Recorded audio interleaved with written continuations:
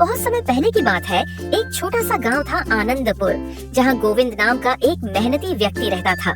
गोविंद गांव के प्रधान दीवानजी के घर काम करता था। एक दिन जब उसे घर के लिए पानी भरने वाले मटके खरीदने की जरूरत पड़ी, तो वह बाजार गया।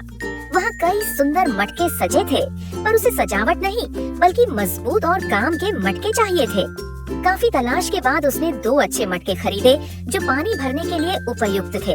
अगली सुबह वह दोनों मटकों में पानी भरकर दीवान जी के घर के पौधों में डालने लगा। यह दिनचर्या बन गई थी। रोज सुबह उठकर वह नदी से पानी लाता और पौधों को सींचता।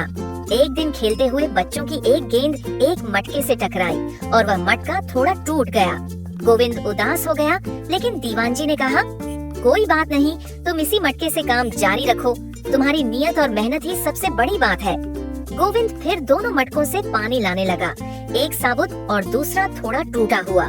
कुछ दिनों बाद जब वो मटके एक पेड़ के नीचे रखे गए, तो उनमें एक संवाद शुरू हुआ। साबुत मटका खुद को श्रेष्ठ समझने लगा और टूटे मटके को बार बार ताने मारने लगा कि उससे पानी टपकता है और वह बेकार हो गया है। यह सुनकर टूटा मटका बहुत दुखी हो गया। उसे लगने लगा कि वह अब किसी काम का नहीं रहा। एक दिन उसने गोविंद से कहा, मुझे हटा दीजिए, मैं आपके किसी काम का नहीं, मुझसे पानी बह जाता है। तब गोविंद मुस्कुराया और बोला, तुम खुद को दोष दे रहे हो, लेकिन क्या तुमने कभी सोचा है कि जिस रास्ते से हम रोज गुजरते हैं वहीं फूल खिले हैं?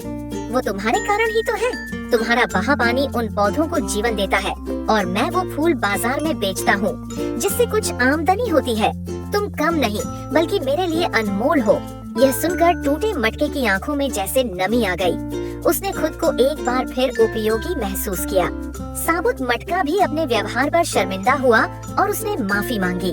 गोविंद ने दोनों से कहा, हर किसी में कुछ कमजोरियां होती हैं, लेकिन अगर हम दूसरों की अच्छाई देखें और साथ मिलकर काम करें, तो जिंदगी खूबसूरत हो जाती है।